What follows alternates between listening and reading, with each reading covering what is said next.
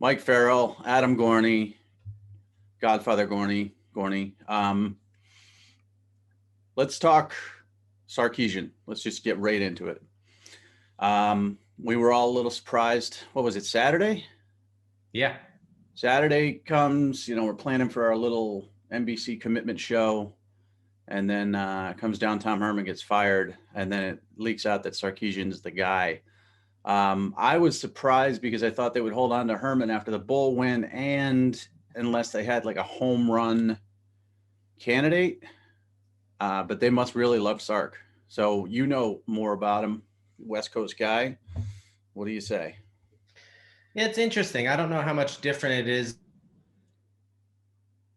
Reading some stuff, and one of the things that he's an offensive-minded guy. He's had success at Alabama. Herman had success at Houston before. I don't know how much of a different tone that they could really take. But once you go for Urban Meyer and miss on him, Herman has to feel like he's really not wanted in town at all, and so you probably have to make a move after that. And I don't hate the hire. It seemed like Nick Saban really trusted him with the play calling. When Lane Kiffin was calling plays at Alabama, Saban was always next to him, always kind of around, always kind of in his ear. I think it was a little different with Sark. He kind of trusted him a little bit more with the offense. Anybody can call an offense when you have Najee Harris and Devontae Smith and all those guys for years. We'll see. I think the most important challenge that he's going to have is convincing guys in state quickly to come to Texas and play for him. That's going to be a challenge. Yeah.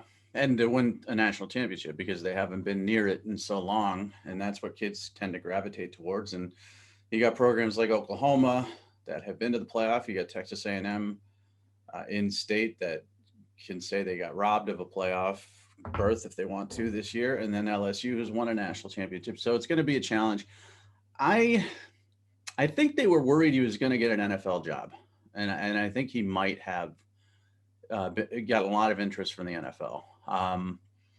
He's a guy who had success at Washington. USC obviously was a nightmare, but I think everybody knew he was going to get a third chance. Yeah. Whether that was NFL or college. So, recruiting is what this comes down to. The 2022 class is loaded. I was just looking at some of those guys at the top of the class that you can't afford to lose. And we go back to 2017 and we see all the kids that were lost there. And then some of the players like CD Lamb and such since that I think, they want a guy to come in and really hit the ground recruiting. I don't know. I'm kind of up and down on the hire. I don't know. I want him to have success because I want Texas to be good, because Texas being good makes the Big 12 better. The Big 12 better makes college football better. I want someone to challenge Oklahoma. It's just not the same if it's Iowa State or whoever else. So I want him to be successful. I just don't know if he's going to be. So they must see something, though. I will tell you that. So it depends on his staff, too. I haven't heard anything about his staff yet. He's got a little national title game coming up that he's focused on. Yeah. And then we'll see from there. But he can certainly sell things. Like LJ Johnson's an in-state kid. He could go to him and say, listen, look at what we did at the running backs at Alabama. Yeah. And you can lie to him and say you're Najee Harris. And he's not, but recruiting is about lying. And we're going to utilize you and Bijan as a thunder lightning type of combination. We're going to get you the ball in space and use you out of the backfield and on and on. So big job. Big job. I mean, you're set up for success there. And it's so amazing to me that the last two guys have had so much difficulty having any sort of sustained success or success at all. It's not that hard to win at Texas.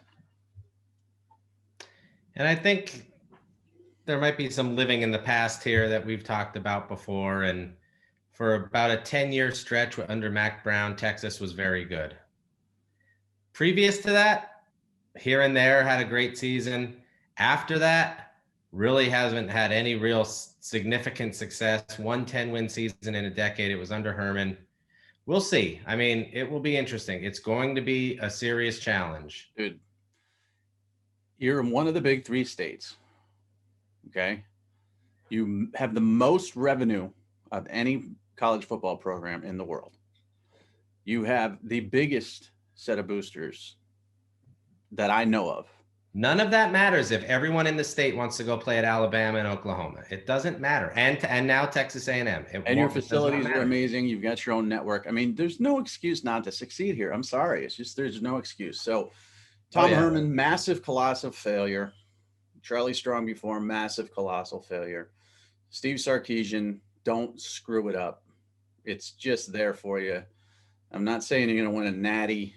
I'm not, but win the Big 12. I mean, for goodness sake. You literally have to win one game to get to the playoff. It's unbelievable. And that's, you know, I'm living in the past, maybe when I talk about Michigan and even to an extent, Notre Dame. And of course, Nebraska and Miami and Tennessee and those programs. I'm not living in the past with Texas. I mean, it can be done.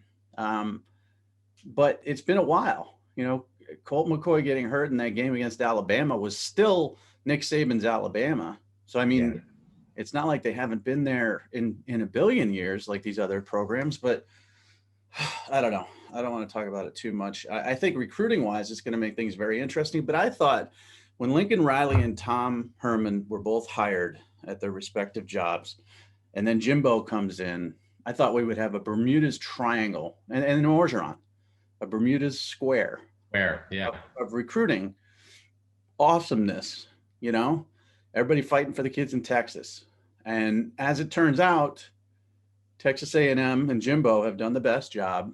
Oklahoma's the second best, you know, and then LSU and Texas. LSU doesn't need Texas. Texas needs Texas. So LSU did okay, but Texas has been falling on their face. So it's almost like the battle is Oklahoma, Alabama, A&M. Those are the three programs that have done the best in their recent years. Yeah, and it's not exciting as, you know, Steve Sarkeesian versus Lincoln Riley isn't as exciting as Tom Herman versus Lincoln Riley was, but it's such a failure that we could sell it that way, but he's not known as a guy who has ties and can recruit like that. So we'll see, you know, but the $24 million buyout or whatever it was. Again, don't get me started. I don't even want to talk about buyouts anymore. Just imagine failing at your job and then getting 3 years salary to leave. I mean, whoever constructs these contracts either have no care for the money, don't care. It's like the government. They just have more money coming in from boosters, so they don't care, or they're clueless, or they're completely hamstrung and they know it. It's not like Steve Sarkeesian is going to come in and do something so completely unbelievably different than any other coach in the country. Everybody runs the same stuff. They run the same stuff. Just watch football. It's the same stuff. You worked at Yahoo, man. That's all I got to say. Golden parachutes are like, handed out left and right. That's the thing. So yeah, I get it. I mean, there's no reason to give anybody, like Tom Herman was, you know, there was a war between LSU and Texas at the time, you know, but there's no reason to give a ridiculous guaranteed contract and buyout like that. It just makes no sense. I mean, the guy hadn't proven himself at any level as a head coach other than 1 year in Houston. So whatever, it's stupid. I wish it was in our industry. It's not. But you know, listen, like Brett Bielema is at Illinois now. What do you think he's going to do there that's so incredibly different than what he did at Arkansas and Wisconsin? Absolutely nothing. He's going to do the same stuff. Well, and at least it's not as much of a retread as the NFL, and that's a pretty good segue into the NFL stuff. You know, it's the same guys. I mean, Marvin Lewis is being considered for a head coaching job, and Jason Garrett, and so, you know, Raheem Morris. You know, just I just don't know why. You know, Jim Caldwell's another one who could get another shot, and you know, the NFL, it's just that's just a retread and you know, sort of recycle coaches. At least college football isn't like that to the same extent. But now you've got a situation here. I was watching the NFL Network this morning, Okay. and I watch it every morning. And Good Morning Football or whatever. Morning Football, yeah, and then I watch it into the afternoon. And I don't know what show that's called, but constant talk yesterday and today of minority coaching candidates, because there are 3 minority coaches in the NFL.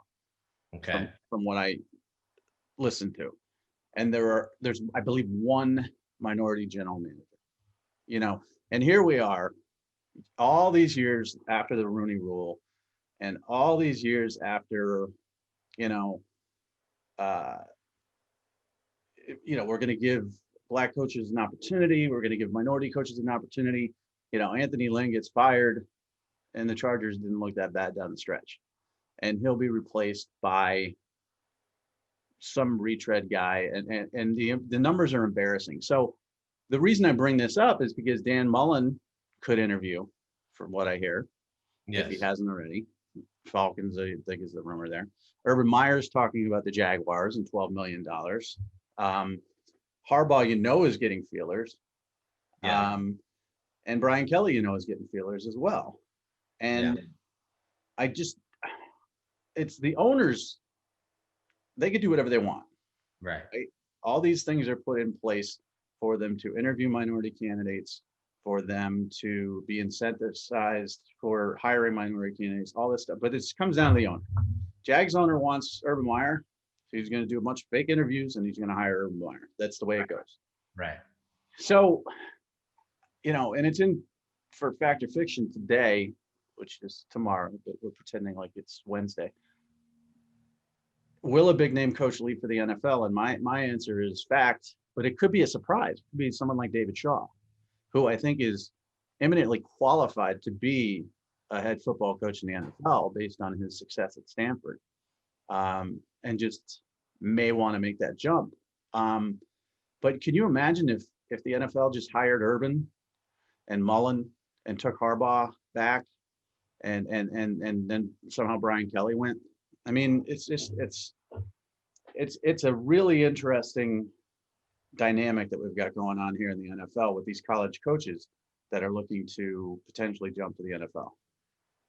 Yeah, and it's this trend in the NFL, and I don't know if it's a trend or a change or a continued trend of they're trying to figure out these offenses, and they want, the spread offense in the NFL, and they think the only way to get that is to get the college coaches there to run their systems. And that's why I think people were so enamored and intrigued with Lincoln Riley, and and 30 NFL teams went to Oklahoma to figure him out and pick his brain. And that's why they loved Chip Kelly until he micromanaged himself out of the NFL.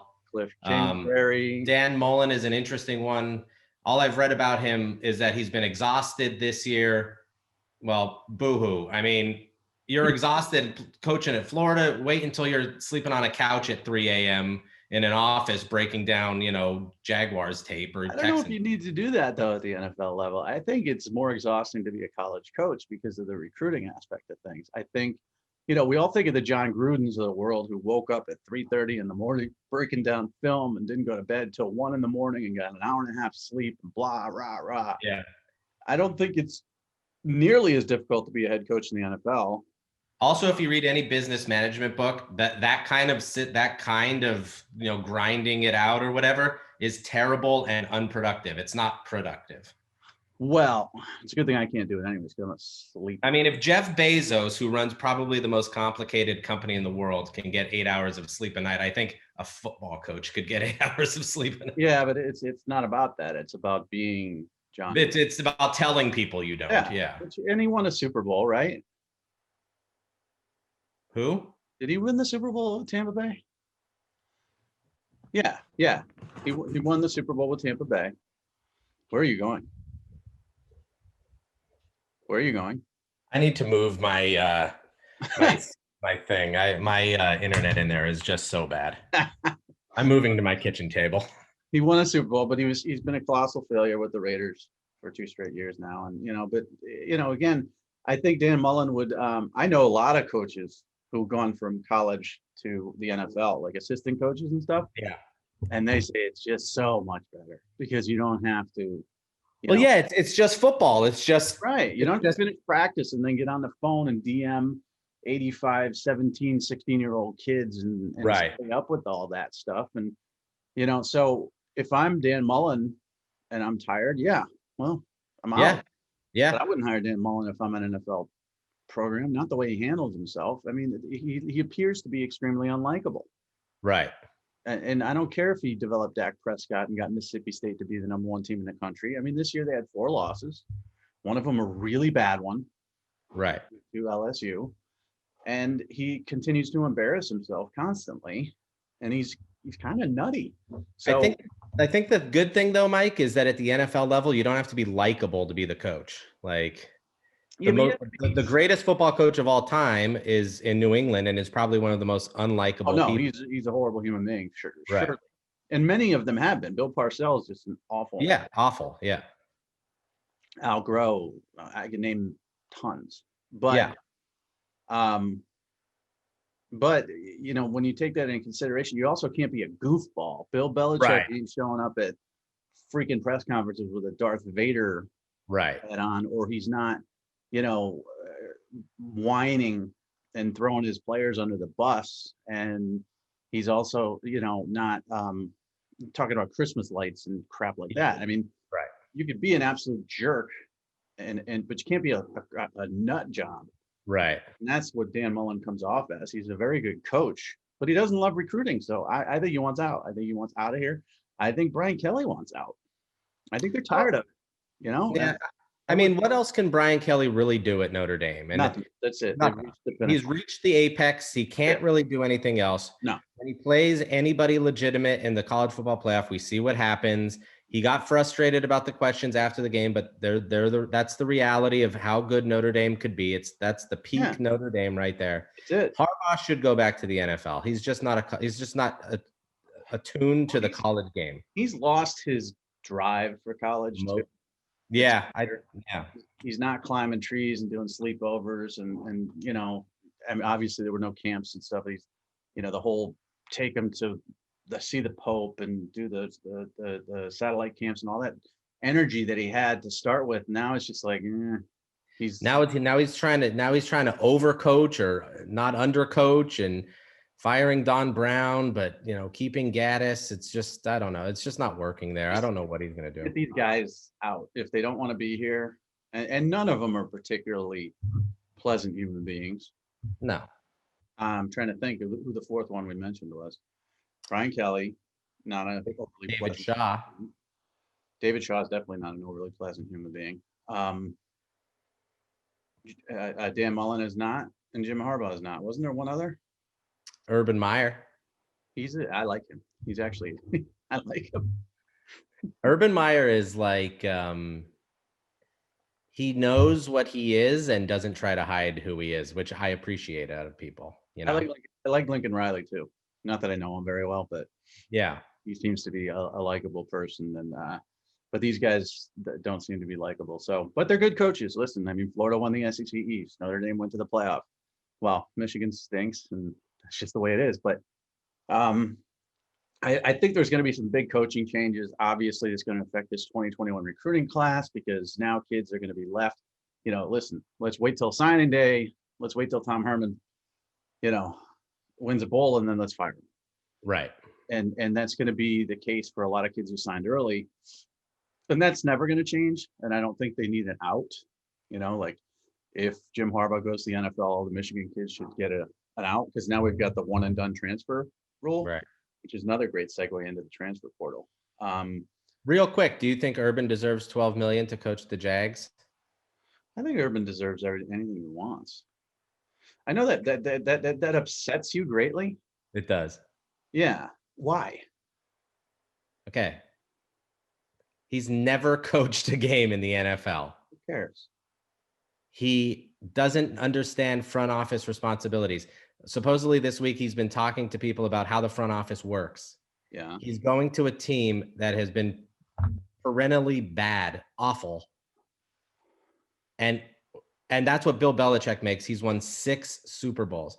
Winning a few national championships in college and trying to be a successful NFL coach are completely different things. Who's done it? Exactly. Who's done it? Nobody. Nobody. Exactly. That's what I'm saying. I mean, Spurrier. Why would he command 12 million? If he wanted 12 million from Texas, okay, give him 12 million. Yeah, 12 million well, from the Jags, that's ridiculous. the name, and He's a name, okay. he is. Well, listen. I'm not outraged like you because it's the NFL and they make billions and billions of dollars and it's a professional organization. Right. So I'm more outraged about a Jim Harbaugh making like $8 or $9 million Yeah, that too. for winning nothing on the Right. backs of kids who aren't getting paid. But I'm not going to be outraged about that either. There are very few things that will outrage me these days. My dog barking is one of them. That's something that's outraging me too. I don't know. Somebody must be here delivering something. I don't get outraged by anything. I just think it's ridiculous to pay a football coach $12 million when you know the best Urban's going to do in Jacksonville is maybe get to the playoffs. You know what outrages me? What? Inner strife. Inner strife? Yeah, like work. Like we're all supposed to be rowing in the same direction. Yes. And then someone just starts rowing in the opposite direction. That outrages me. But Urban Meyer making $12 million is not. What if you lived in Jacksonville? What if you were the mayor of Jacksonville, probably making what he would make in a year, in 100 years, it would take you 1 year. Now, do you think it's more complex and difficult to run the city of Jacksonville or to coach a football team? Run the city, but I don't care. Like Exactly. That's the the problem. Jaguars are making a lot more money than the city of Jacksonville, right? Him bringing in jobs or an Amazon warehouse or something, you think? Look, we've talked about this so many times. What football coaches make is insane. It's completely obnoxious and ridiculous. It's great. It's great because I don't feel a shred of guilt ripping them apart. Right, exactly. Well, if Jim Harbaugh made like $200,000, right, you'd feel terrible for doing what we do. I would really feel horrible. Yeah. Like, oh my God, this guy works like 24 hours a day, 7 days a week, and he's making nothing. Because he makes $8 million, I could slam him and feel nothing. Right. I don't care. So I want them to make these outrageous amounts of money. I don't want them to fail. I wanted Jim Harbaugh to be successful because the Big Ten would be a whole lot more exciting if we had like real Michigan and Ohio State games. Yep. But we don't. Nope. And Harbaugh's part of that problem. And I want Sarkeesian to be successful at Texas, even though he doesn't follow me on Twitter, which you still haven't fixed. I'll reach out. Please do. I just, it's a status thing. And if you don't follow me on Twitter as a head coach, I will bash you. Right. You notice the guys I mentioned, Dan Mullen, Harbaugh, Brian Kelly, none of them follow me. I don't know how often they are on Twitter checking their. I don't care. I mean, at least Dabo and Saban are not. Right. But being on seems cooler than being off seems cooler than being on and putting out a hashtag or something, No, it does. But being on and following zero people is the biggest power. That's Skip Bayless. And there was another person who did that too. And I hate them with every fiber of my being. Right. Are we talking transfer portal? Well, I'm just saying, I just wrote something nice about Clay Helton because he follows me on Twitter. And Clay Helton's a great person. He is a great person. And I really do think the recruiting, and we won't really talk too much because we did our awesome show, which, by the way, John Schmid, our good friend at the Army Bowl or NBC Bowl, texted me out of the blue. He said at least 10 different people came up to him unsolicited and said how much they loved our live podcast.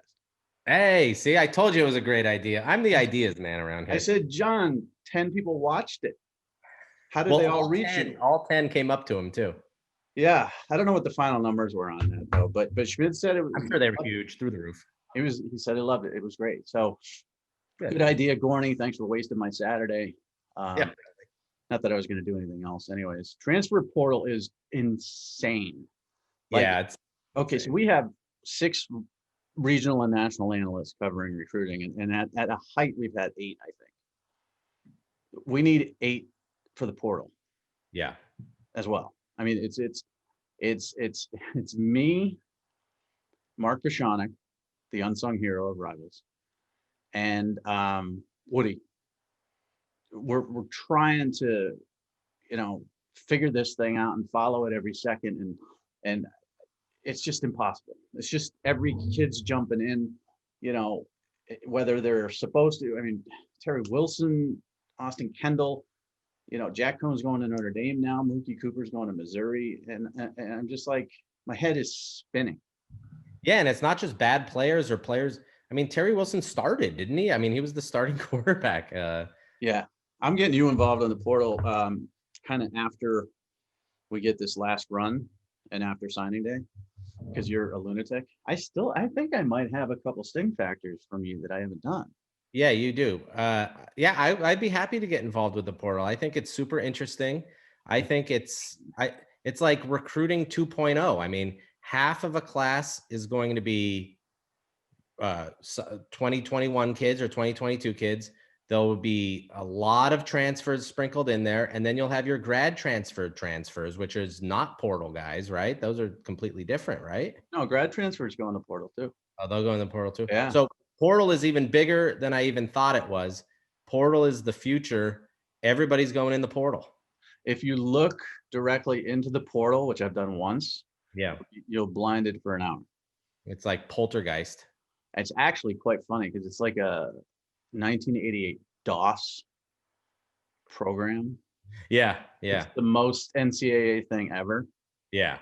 It's like, you know, remember those text games we used to play? Oh no, you're younger than me. Like I Tecmo. Nah, before that, before they even had graphics. It's like Pong.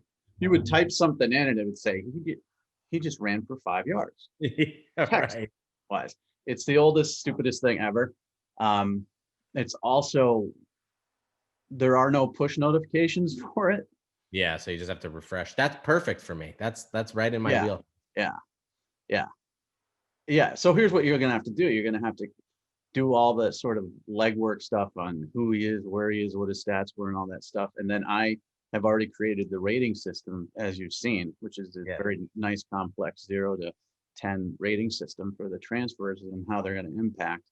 And then I'll give my take and do the transfer rating on it. And we're going to lose our minds, because yesterday we had the first day of 1 million Twitter impressions on the Rivals Portal Twitter site. Great.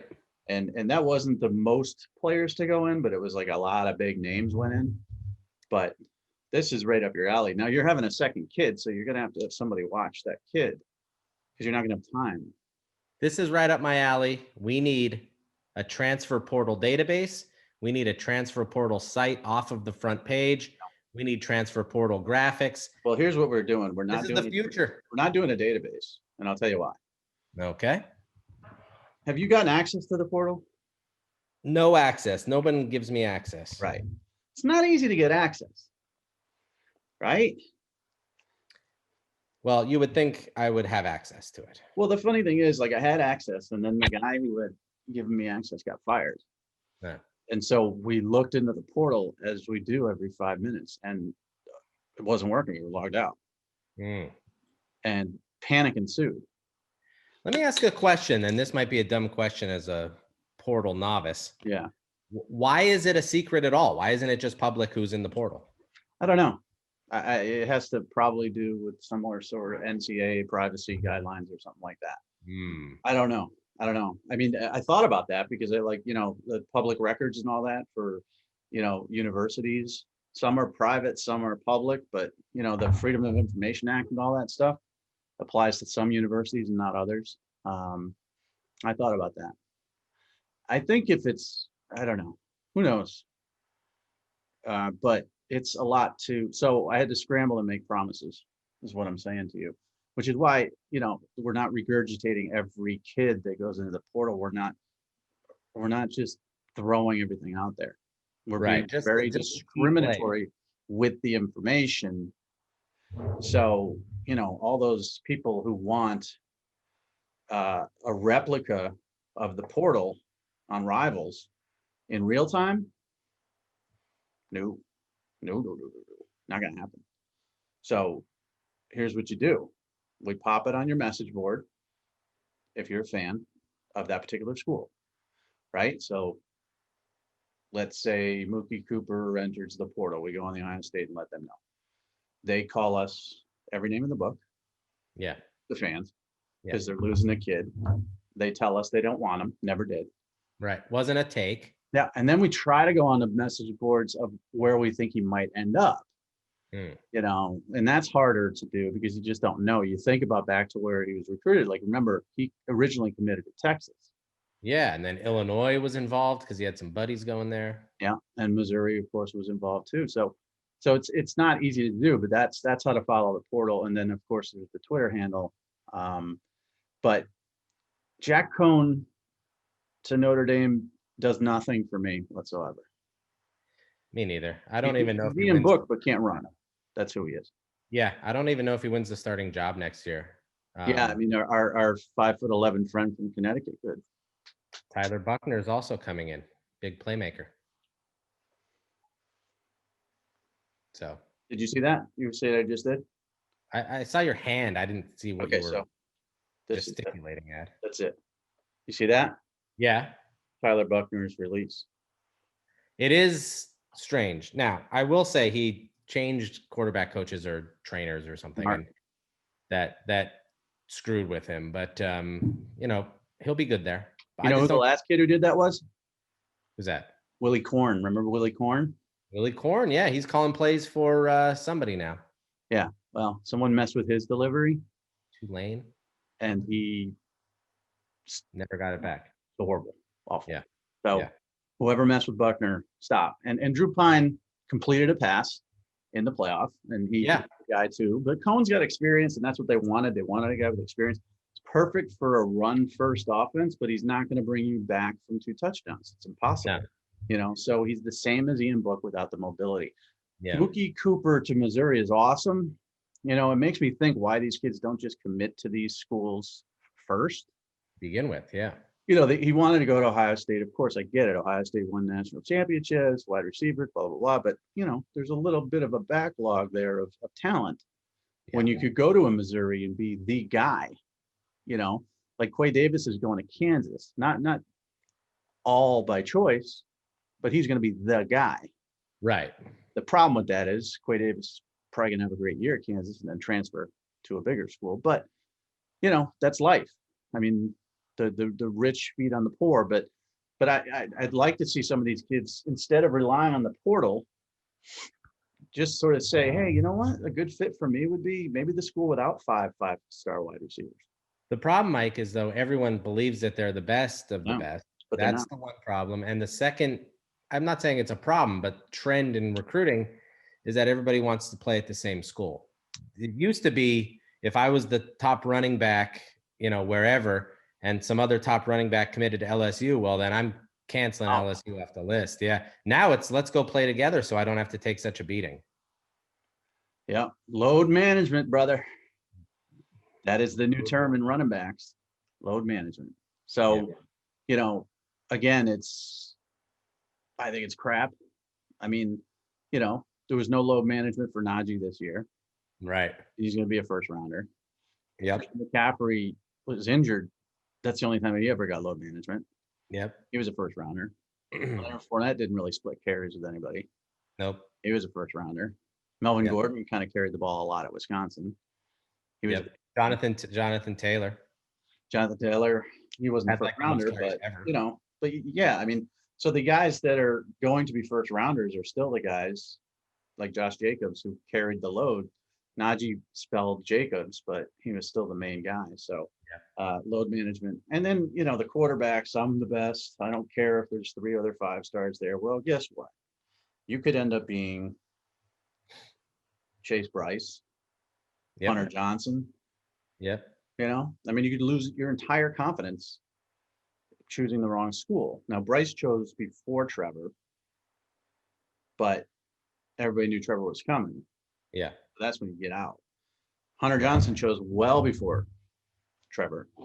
So I get that one a little bit, but you could end up going there and like this Ohio State situation with CJ Stroud and you got Jack Miller and now McCord and Quinn Ewers. I mean, somebody's going to transfer. Yeah, and so I'm thinking about where they come from. Like if Stroud doesn't make it, he's going to be at UCLA or Cal. Right. If Miller doesn't make it, he'll be at Arizona. I know you think that though, but then JT Daniels got hurt at USC, lost his job, and then transferred to Georgia. Michigan was his second favorite school. Yeah, yeah, Huh. I get it. I get it. Speaking of that, that's a good one too because I wanted to stop with the portal because it's driving me insane, and probably 6 more kids probably just went in. Heisman Trophy odds, Gorney. You love betting. So I started to look into basketball. Yes. Basketball sucks. Like Yes. I had a team last night. I don't even know basketball, right? I mean, I know the teams, but let me just tell you this awesome story. So you look at last night, I think it was the Oklahoma State and West Virginia. Yeah. Right. West Virginia laying 2, right? It was only 2, huh? It was only 2, They were but up like 15, like in the second half. I signed up for your thing, Yeah. and all the big money, smart money was going towards Oklahoma State. They So covered. No, they didn't. They lost by 3. And that's heartbreaking to me. I'm sorry. Yes. I'm sorry. Yes. Yeah, it's heartbreaking. Like a missed free throw, or it's really not good. So then I dabbled in the pro game, and I listened to our friend Woody Womack, right? He gave me 2 picks for last night, 2 solid picks. And his first one was take the Kings. I think they're laying 2, or they're getting 2 against the Warriors, right? Yes. They lost by 31 points. Yes. Mike. Yes. Don't bet NBA. Vegas is super sharp on the NBA and NFL because there's only 30 teams or whatever. Don't bet any college basketball that's on television. Research the teams like Wagner, St. Joe's, whoever, Illinois, Chicago, the teams no one cares about, because the lines makers don't care about what number they put on those games. Those are the loosest lines. That's where you can make your real money. I read a book once about a guy who used to be a stock trader, and now he bets college basketball, and he bets like UTSA versus, Oklahoma Southern or something, and makes tons of money because whatever you're betting, if you can make it on the Sacramento Kings, which everybody's on, or you can make it on some D3 game that no one even cares about. But those are the loosest lines. That's the easiest way to make your money in college basketball. So tonight, a good game would be like Davidson and Duquesne. Exactly. Perfect game. Perfect game. For that. I'm going to look at that. Davidson's laying 2.5. And then the other rule in basketball, if you're dead set on the NBA, it's also the same rule in baseball. Any team who's on the second night of a double road game. So like, let's say the Rockets played in. Yeah, they're tired. They're going to get blown out. Yeah, they don't care. And there's load management going on. So those are the rules. Like in baseball, a lot of research though. It does take a lot of research, but I'd rather just go on the app and have the thing tell me smart money goes here and then pick it. You could also do that. And over time, you will probably make money doing that. Because one of the smart monies last night was the Celtics, and they did cover. It was really Woody who screwed me. Yeah, Woody is screwed. Here, I'll show you a good game tonight. I'll get off my Yahoo Sports app of the AP Top 25, and I'll go to all Division 1. Yeah, I picked the game. There's the greatest game tonight to bet is Winthrop, who's 8-0, at Charleston Southern, who's 1-6. Where the hell did you do that? Here, I'll show you. How is Winthrop? Winthrop's favored by 16. Yeah. So you take Winthrop. Well, let's see. Winthrop played. When did they play last? Wow, it's a lot of work. Yep, they won by 16 against Charleston Southern. Wait. Doesn't give you the date though. Yeah, that part of the app isn't the best. That's not good at all. Here's another good game to bet. Delaware State versus Coppin State. Research those teams, and then Dayton Fordham. Great game. Atlantic, James Madison. Yep. Oh, the good thing is some of these are at 3. Hey, hold on. What are you making a bet live here on the? I don't bet. Are they about to kick off? Are they about to tip off here, and you have to get this in? This is exciting. This you are. That is exactly what's Winthrop or Charleston Southern? Winthrop. Definitely Winthrop. Laying 16. Yeah, an 8-0 team wants to play. A 1-7 team just wants the season to be over. That's smart. That's smart. Winthrop feels like they can get to the tournament and make some noise. All right. Now this is all through a phony app. I mean, this isn't real money. Right. Not a real money at all. So let's go to the Heisman Trophy odds as we talk about gambling. 2021 via mybookie.ag, which sounds like a site that I should be on a lot. Spencer Rattler, 450. Sam Howell plus 550. DJ Uwangalele plus 600. Keaton Slovis 700. JT Daniels 800. Derek King 1,000. Let me ask you a question. How does Slovis have better odds with losing Vons and St. Brown than JT Daniels does with Pickens, Burton? Is Kyrus Jackson going to be back? I mean, come on, that's ridiculous. The value there is on JT Daniels. That's what I agree. I got JT Daniels plus 800. I think is the best value. Now, Jaden Daniels is plus 1,100. Bryce Young's plus 1,200. And Bryce Young would be a good one where you just throw $10 on there and hope to win 120. Yeah, I think the best value is on DJ, JT Daniels, and Bryce Young, because DJ's going to have all those young receivers back. Ladson, Nada. He's going to have some players there. Here's one if you want to just absolutely forfeit some money to the gambling gods. Yeah. Take Zay Flowers of Boston College plus 2,500. The chances of Zay Flowers making the finalists, and that's winning the Heisman? He has 0% chance. I mean, who's going to bet that? No, I don't think anybody would bet that. But there will be people. The math people in Vegas will tell you, for an insurance bet, you put $100 on Zay Flowers, and then $50 on everybody else, whatever, how many dimes you're talking about betting. And then if he wins it, all your other loser bets are covered with your winning money. What do you win? 25 grand if you bet 100? Yeah. But you might as well just take $100 and just leave it in your mailbox. Or right. You might as well just buy $100 worth of lottery tickets and hope you hit the big winner on the scratch offs. Yeah. I mean, there's no chance that happens. No, I mean, that's the one that is the most insultingly glaring. I mean, Brock Purdy's in his 15th year at Iowa State. That's plus 1,700. Bijan Robinson, I think it's okay value at 1,700. What's Breece Hall? Breece Hall's plus 1,850. That's not bad value either. That's insane. He had more rushing yards than Najee Harris this year. He should be way high. But running backs, don't win Heismans anymore. So, those are within reason. Yeah. I just don't know why Zay is on here. No offense to Zay. I mean, he had a good year and all that stuff. Another one would be Tyler Show plus 1,400. I mean, you might as well just take your money and throw it out the window. No. Or Emory Jones at Florida. I would rather bet Ty Thompson wins the Heisman at 1,400 than Tyler. Yeah, Show. I know. And Rattler, I think, is the favorite, and I think Oklahoma will do very well next year, and he'll put up big numbers. And, Uwangalele will put up big numbers as well, because I don't think he'll be taken out of the game as quickly as Trevor. I don't think they'll blow as many people out. And right. Sam Howell's team will still be very average defensively, so he'll put up crazy numbers, but they'll still have 4 losses or 3 losses.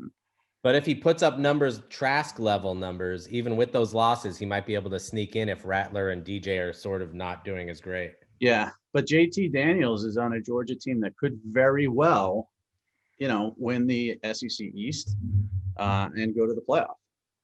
And so here's a question for you, Mike, and why one of the reasons Clay Helton isn't the perfect fit at USC.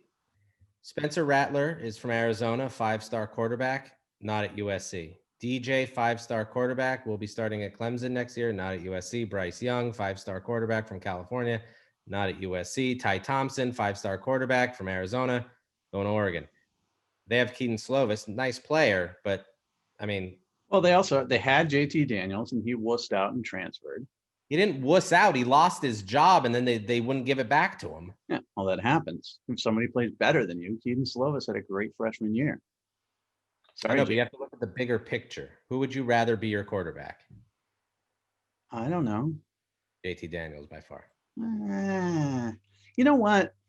I saw that game against Cincinnati, and I've seen JT Daniels plenty. And the one thing I loved about JT Daniels coming out of high school was how well he threw the long ball. Yeah. And how he knew just what air to put under it, and how he hit Amon-Ra in stride every single second. He threw a couple of floaty crap balls. Yeah, he did. Like that the receiver had to wait on, or that Pickens had to make a big play on. I'm like, come on, man. You're supposed to be smooth. That's your strength, is downfield passing. My bet, and this I could be wrong, and I've been a JT Daniels defender. I admit it. My bet is that this offseason he gets that timing down, and he is way better next year. We're talking about a guy who's played 3 games. Well, yeah, and also no spring, no freaking summer, no nothing. I mean, we got to get this world. I'd like to talk to you about how we can solve this COVID problem. Okay. Is I'm tired. I'm over it now. Like, isn't the inauguration coming soon? Yes.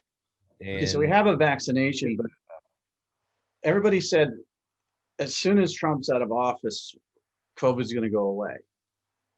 Well, crazy Trump supporters said that. But it didn't go away. No. I think also crazy Biden supporters said it. Like, as soon as we get our guy elected, then there'll be no more COVID. You know, like, because Trump hatched COVID in his secret laboratory, whatever. It's January. We're still. I mean, your state's shut down. Oh yeah, it's worse than ever out here now. Yeah, I mean, and we just had holidays, so everybody got together, and the spike is coming. The big spike is coming. Yeah, I'm tired of it. I want to get back to spring football and camps and the stupid little things. I know we're talking about life and death here and stuff, but I'm talking about the stupid little things that make us happy. And by the way, I mean, we're one game away from completing a college football season that was a bit of a cluster. Yeah, but at least it happened. Right. And we're also heading into the playoffs of the NFL, which was not a cluster at all. No. I mean, that was, how many games were canceled? None. Yeah. So all these people who didn't want to play football, and you know who you are. Yes. I'm not allowed to call you out on Twitter anymore because I get yelled at. Right. You suck. How about that? I think we need to have a larger conversation, Mike, about who's getting this, who's dying from this, who's seriously ill from this, how we move the world forward. Are we not going to have spring football? Is that the idea? And then we're just going to maybe see how it is over the summer and who got vaccinated and who didn't. The rollout of the vaccine seems slow. That's what I'm worried about. The last people to get it are going to be young, healthy people. That's the last group of people to get it. So what are we going to do? Deal with this? And it sounds ridiculous. What are we going to do? Deal with this through next fall? Yeah, and I think we might. I mean, I think we've proven that a college football season will go on no matter what. Right. Yeah. Now, yeah. If we got through one, we're going. Meteor showers could fall on the earth, and we're still going to make the kids go out there and make the NCAA and colleges money, right? Yes. So it doesn't matter. So the season's not in jeopardy, but spring football is right around the corner. Yeah. I mean, recruiting is dead till April 15th, so there's no junior days coming up. Right. And I don't know how long that's going to last. So I'd like you to get on top of this COVID situation and fix it, please. I'll do my best. Hey, I stay home all day, almost every day. Me too. I'm definitely not a risk taker, and but I'm also not getting the vaccination yet. So the problem out here, Mike, and probably nationally, which seems reasonable, warehouse workers, farmers, people that live in multi-generational houses. Is that you? Those are the people. Those are the people that are getting it and spreading. That's the problem. I'm not a farmer or a warehouse worker, and there's no multi-generation here. My dog is 3. My cat's like 10, Hmm. which is like 70. Yeah, my cat's 10 too. Yeah. And then me and my wife are just old. So Yeah. I think I just don't want spring football. Like I want spring football to happen just because it's fun. I'm so simple Yeah. and very, very basic. And Yes. you know, but we need the simple things in life to get through. If you don't have anything to look forward to, then you might as well just do what who used to do that where the old would just go off and die? Is that elephants? I think so. Yeah. Yeah. Elephants. Yeah, As they get older, they want to be by themselves and then they just go off and die. right. And then we should just do that if we have nothing to look forward to. Just elephant out, man. All right. Anything else recruiting wise? Nothing really exciting ever since the big commitments and stuff. Yeah, it's kind of paused heading into the last signing day. It'll be Yeah, and interesting. there's no official visits every weekend to track, and there's no kids Right. at basketball games, and there's no like, where's Jordan Birch? And here's a picture Right. of Jordan Birch at the Gamecocks game, and woohoo, people holding up signs for him and stuff like that. There's none of that. None of that. So TV, The Undoing is really good. Where are you? What's happening? I am through episode 3. Geez, this is a snail's pace here, Mike. Come on. Listen, I'm busy building my Instagram empire. It takes a lot of time. It'd be nice if you even had an account Yeah. instead of watching TV all the time. Yeah. I'm doing this with Twitter. But episode 3, obviously he's in jail, and they end it with the video surveillance of her Oh, outside. walking on the road. Yeah. Yeah. And I just love the way it's done. Like the attorney that she goes to speak to that creates muck, Yes. and her father. Donald Sutherland is really good in it. Yeah. And then the detective that you just want to hate. Yeah, that It guy. doesn't trust anybody, Right. but yet he's good. Mm-hmm. Uh-huh. And what about her lawyer friend that seems to cozy up a little bit too much? Huh? Yeah. Well, Yep. I've already figured it out. Have you finished it? Yeah. Yeah. Yeah. Yeah. What right. do you think? What happens? I already figured out who killed him. Killed Okay. her. Nicole Kidman killed her. Now, don't tell me if I'm right or wrong, but she clearly killed her. And if it's the kid, I'm going to be pissed. Because kids, what's a kid, 10 years old? Yeah. They're not going to bash somebody's head in. Yeah, you need adult hatred there. You need jealousy no and kid's rage. going to bash somebody's head in 85 times. Right. Plus, wasn't there sexual assault too? Plus, he plays the violin. Yeah, and he's a little nerd. Yeah. Now, it would be great if it was the lawyer friend. That would be great. And if it is, kudos. But I'm going to watch some more tonight. You I'm think it's way Nicole into it. Kidman, huh? Yeah, I think it's Nicole Kidman, but that's too obvious, Mm-hmm. Like it would be cool if it was the quiet detective, Right. like yeah. somebody completely out of the blue. But I'm sure it's probably the lawyer friend or the kid. The lawyer friend, I would give it a home run. The kid, I would just throw my remote at the TV. Oh, forget The Undoing. Have you started Cobra Kai season 3? No, I know it just came out, and I'm going to start it. I love that show. Yeah. Oh my God, season 3 is just as good, if not better. Now, 90 Day Fiance is getting a little better. I I'm like so Mike struggling. and this crazy Russian Ukrainian girl in the middle of the woods. You know what? You know what drove me nuts? And I was sitting next to my wife, who I love dearly. He has a beer at lunch on vacation, and she gives him like the evil eye. And then he orders a steak at dinner, like anybody else. Just because she doesn't eat meat, don't take your values and push them on me. Listen, your wife does that to you. Does not. Oh, Never. please. You were walking steps out your butt, and like that was your idea. Well, just because I didn't want to be an embarrassing slob. Well, who cares? You're married. Yeah. Just be a slob. But No. a lot of the things you do, like that diet you went on, Yes, it ain't keto. it's not your idea. No, but she brings the better out in me. That's the thing. Well, maybe this Ukrainian girl's trying to bring the better out in him. How about he drives 3 hours a day to work? I was just going to say that he gets up at 3 a.m. and his commute is 3 hours there. He works like till about 2:30, rankings. and then he gets home at 5:30. He's got a 6-hour round trip commute. That's insane. That's me going to Central Jersey every day. Every day and back. Yeah, and I have a friend who does that, That's insane. and he's insane Yeah. because he's so lazy. Now this is counterintuitive. He's so lazy he doesn't want to get another job. But Why doesn't he move to Central Jersey? I don't know. Or if you can't be so lazy that 6-hour commute is more convenient than getting another job. Right. That's Right. it flies in the face of laziness. Right. I think he likes to be away from his family. Yeah. Time alone. I think he likes to tell people he has a 6-hour commute, Right. you know?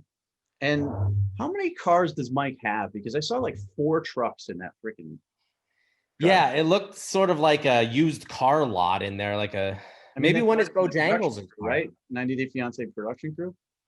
It has to be. But do they drive lifted trucks into there? I doubt it. I am so disinterested in Tariq. I couldn't care less anything they talk about. Don't care about that. I almost want to fast forward through their part. I like the hot girl from Russia. Yara. Yeah, I mean, she's so horrible. Yeah. So judgy and horrible. And he's such a tool. Yeah, he's a doofus. But she's so right. And listen, I know I'm going to get some hate email for this. Think about what you're saying, Mike. She's kind of right about New Orleans. Oh, yes. People pee in the street there. Yes. You know? And the beauty of New Orleans is like the beauty of Las Vegas. Like, you want to go there for a weekend and have a good time and then leave. Yeah. And I know people love New Orleans and you know, not just vacation, but live there and stuff like that. But people do pee in the street. Right. Right. I mean, and so she wanted him to take off his shoes in his own apartment so he wouldn't get the white rug all screwed up. I mean, she's a nightmare, but he is such a tool. The farm boy, I want to. Oh, that's the worst one. I hate him. I hate him and I hate his family. I do like his grandfather. He seemed like a nice guy. Yeah, he's cool. He's like 87. He's I'd take a run at her. But how do you expect a girl from the city in Russia to come to the farm and then work on the farm, but you're not working on the farm. You're going to your job. Yeah, and then you come home, you don't even say hello to her, and you go to your stupid room. It's almost like if I asked my wife to come live with me before I married her and said, "Oh, come work at the family business while we get to know each other." That's well, and you're not even in the family business though. And I'm not even in the family business. I know. You're just gone. Just gone. Who are we missing? The other one I don't care about is the plastic surgery lady or whoever with the guy. Yeah, I don't care about them. The only thing I like about her is that she does have like this anti-aging serum. Yeah. And this weight loss shots. Yeah. I know they don't work, but when I saw them, I wanted to take them because I figured I could lose 50 pounds in 15 years. Yeah. But if they worked, everybody would do that, right? Yeah, if they worked, everybody would do that. Or they work temporarily and then they don't work anymore. And I like Zayed. I'm rooting for him. He seems to be stoically nice. Yes. And I don't like nice, I guess. I don't like her, but he was genuinely happy when he got approved. But yeah. Family and his mom cry. Had to leave his family. Yeah, that was tough to and she's going to support both of them on her fried chicken restaurant job. I don't know. I think that's everybody, right? There's got to be somebody we're missing. But I love that she had to move into a new place, of which was the same exact place where she and her ex-husband lived. Did you get the Discover app? No, not yet. And I don't think we are. I guess we get it for a free year if we're a Verizon customer. So we should give a shout out. $4.99, man. Even if it's not free, it's worth it. There's some stuff on there. Tariq was rapping apparently the other night. No, 90 Day Fiance is a guilty pleasure for 2 hours on Sunday night, and then I want to forget about those people until the next Sunday. I could not have to pee more. So I'm not going to show you some of the fire that I got, but if you see over my head, you see that Texans? Yeah, that's pretty cool. That's new fire. Nice. That's JJ Watt, baby. Chrome, decked out. Gorgeous. I like it. Yeah, but I got to pee so bad. So I'm going to let you go. All right, let's end. Follow him, Adam Gorney. on Twitter at Adam Gorney, me, Rivals Mike on Twitter. And go Pete.